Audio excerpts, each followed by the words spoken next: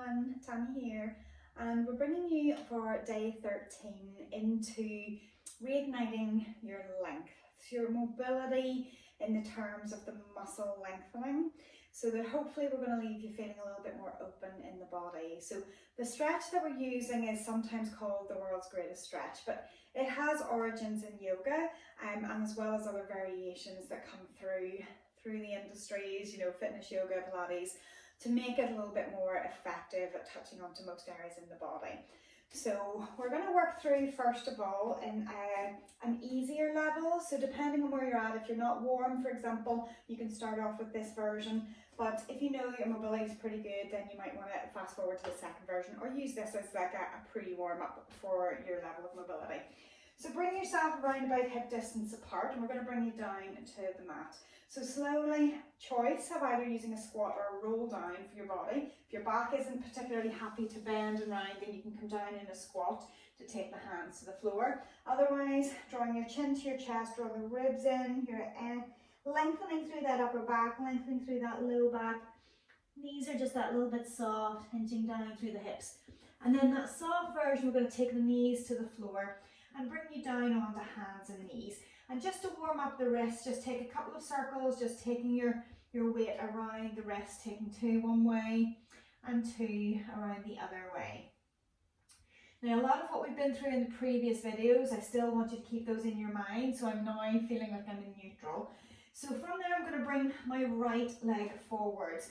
Now, I have options here of starting with the foot on the inside. Now, as I take it inside my hands, my aim is that I'm going to take it into a twist. So grounding my left hand, reaching my right hand up.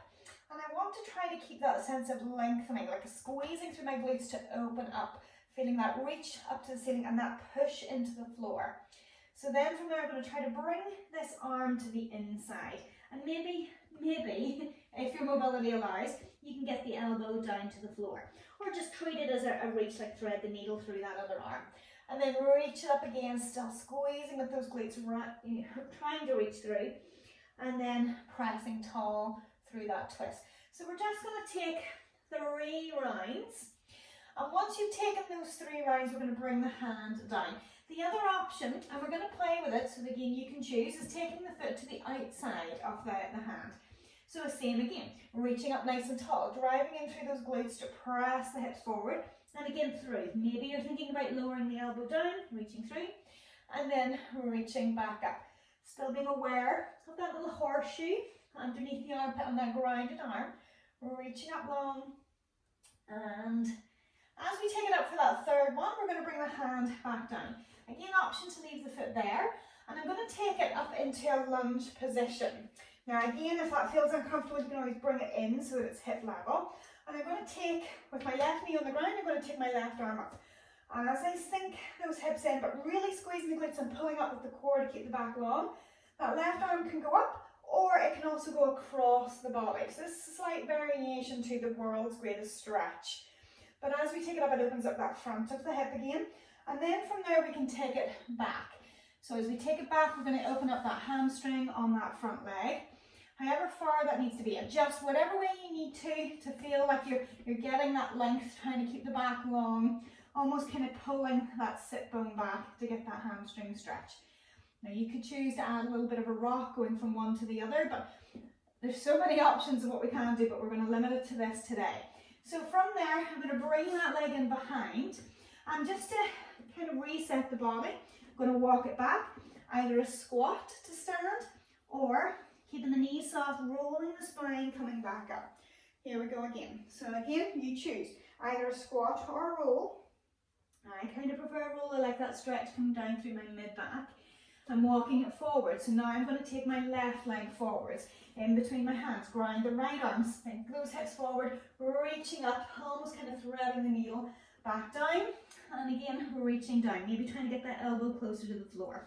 And again, reaching up, strong with that shoulder hugging into the socket, that horseshoe being active on those muscles underneath for that shoulder stability.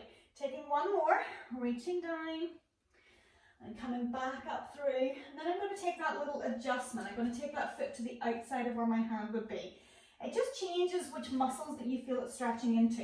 Again, taking that twist and under and twist, and under, as low as you can go, and twist, and then grind. So again from there, I can take it up, push in strong, that front foot, adjust as you need to.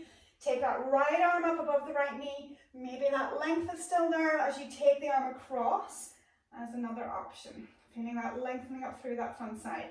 And then bring it back down onto the floor, send the hips back. And you're just allowing that, again, just to lengthen in through. We're keeping them as active movements though, as opposed to hanging out here for too long. But again, we're going to step it back, draw those toes under, and maybe this time I'll just demo come up through that squat, so that long back, arms are pillars of support, drive the heels into the floor and open up that squat position. So if that's the version that you want to stay with, repeat that again. The only variation that I'm going to add into that is that the back knee doesn't stay on the floor. It's going to lift off, so we go through runner's lunge and long leg positions. So again, options still there. Rolling or squatting to take you down to the floor. Now I'm not going to take my knees to the floor here. So my arms are going to work a little bit more, keeping those horseshoes active and that stability, trying not to wiggle. I'm going to bring that foot, so my option is I'm going to take it to the outside of my hands. If you want to take it to the inside, you can. And I might even let that roll a little bit. I know I'm tight in there, so I like that to open out onto the outside edge of my foot. So we're reaching up strong, horseshoe in place. So connecting and then trying to lower down. Can I get my elbow to the floor? I can. Better than when I'm in the bent leg position. So we're sinking those hips down. We're squeezing with the glutes and keeping the core active. So 3 movements in through there. I'm going to adjust the foot to come in though. My preference then as I take it into that lunge again, I am going to drop it down. As I reach it up, I can take again hand to the knee for support if needed. But with that arm up, you could choose to come up into a standing lunge and then again reaching across. Keeping strong in through the core, just to get that little bit more of a stretch out through that side. As I take my hands down, I'm going to lengthen. Trying to find that lengthen through the hamstring, dropping the heel on the back foot. Trying to find lengthen through my back. So you might be in a bent knee position, or you might have to be, like even using yoga blocks or anything to put your hands on or books. But trying to find somewhere to get that hamstring length. I'm going to switch from here. This time I'm going to go to down dog as an in between. So I'm going to open up my shoulders, arms and ears close by, and I'm lowering my heels, but I'm bending my knees a little bit because I want to find lengthen through my back primarily, rather than being rounded with straight legs. So it's finding that length. So from there, then I'm going to take my left leg forward. As I bring the left leg through, I want it outside my hand, so I can adjust as needed, pressing in with that right hand, reaching up tall, and again, then trying to come down, connecting elbow to the floor. So really using that horseshoe and the underarm to try to keep that stability and that strong push as I'm lengthening through the back heel, lengthening through that front knee, trying to get that full stretch in there. So that third stretch, and then again, I'm going to adjust my foot to come in. I'm going to take my knee to the floor. I'm going to rise it up. Hand can be there if it's needed, reaching up tall. I'm going to lift as that option, take the arm up and over, again targeting that side stretch. And then from there, we're going to slowly take those hands centered and then down to the floor, and then trying to bring it into that hamstring stretch. Find the length, feel the stretch, lengthen the spine. All sounds quite easy. But as you can hear from my breathing, even doing this, I know I'm talking on the way through, but when you're doing it, if you keep it active, you can do up to about 5 repetitions on each. It can feel quite strong. So we're going to take it back into down dog again. Opening up, if you feel you want a little bit extra, you could just allow those little rocks, pedaling right through the knees, bringing a little bit of lengthen through the calves. And from there, then when I'm walking back, not trying to wiggle, I'm trying to keep everything nice and stable as I push it back. That's going to bring a good old stretch into the back of the legs. So soften the knees, whether it's a squat, whether it's a roll. Knock yourself out, whichever you feel is good. Reach those arms up, full stretch, maybe even clasping the fingers, full stretch up, hands in behind the head, stretch elbows in behind, maybe even taking those hands to the bottom, squeezing the elbows together, and relax the arms down. So that is the world's greatest stretch. So for those of you that do a bit of yoga and Pilates, you will see that there's certain movements in there that are very, very much coming across from that world. But in the fitness world, the world's greatest stretch, where it kind of comes from, and name comes from, you know, it's a combination. It's not something that's totally unique, but it's a really good thing. No matter what it's called, it's a really good thing to do. So I hope you feel a little bit more mobile from that. Find your level, do it once, do it twice. Can be used as part of a warm-up for activities as well. Maybe even a cool down if you slow the pace down. But find your level with it. You don't have to hold, it's just actively squeezing to actively lengthen those muscles. And hopefully, yeah, you feel pretty good. I feel pretty good. And yeah, so give us a like, thumbs up would be great if you've enjoyed this video.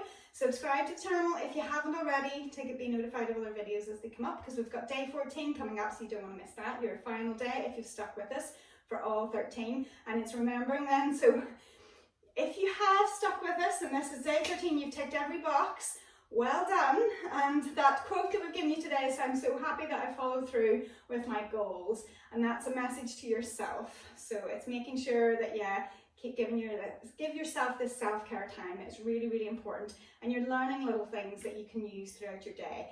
So yeah, feel free to do it again, feel free to repeat it later. I hope you've enjoyed it. Leave me a comment below, it would be great just to hear how you're getting on, and we'll see you again for day 14 tomorrow. Bye.